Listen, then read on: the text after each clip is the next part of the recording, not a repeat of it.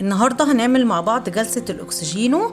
طبعا أول ما بنعمل الجلسة لازم في الأول نتأكد إن البشرة نظيفة، نمسحها من كل الميك اب والتلوث اللي فيها.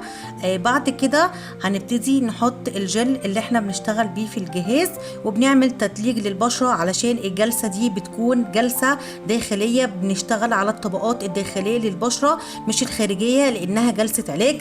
أول هيد بنشتغل بيه هو الهيد الفريكوينسي.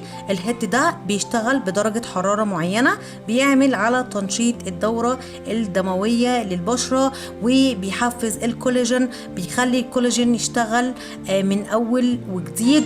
بجد بيدي إحساس حلو جدا، وبيعمل في نفس الوقت مساج وتدليك. تاني خطوة وهي أهم خطوة هي خطوة الأكسجينو أو هيد الأكسجينو. بنستخدم الكبسولات بتاعة الأكسجينو وكمان الجل بتاعة الأكسجينو، وهي دي اللي معمول عليها فكرة جهاز الأكسجينو نفسه. الخطوة دي أول حاجة بتخلص البشرة من كل السموم اللي موجودة فيها. تاني حاجة بتضخ الأكسجين جوه البشرة، بتدخل أكسجين جوه الأوعية الدموية بتاعة البشرة وبتخلص البشرة من السموم. دي خطوة مهمة جدا، وكل خطوة بتتعمل حسب البشرة. ممكن نعمل الخطوة من 10 دقايق لحد 20 دقيقة لحد ما نوصل للنتيجة اللي احنا راضيين عنها. وتالت خطوة هي خطوة الالتراسونيك. بنحط كمية كبيرة جدا من الفيتامين اللي البشرة بتحتاجها، وبعد كده بنبدأ نشتغل بهيد الالتراسونيك، وهو بيكون فيه تردد عالي جدا بحيث ان الفيتامينات كلها بتدخل جوه البشرة علشان بشرتك بتستفاد بأعلى استفادة من الفيتامين دي.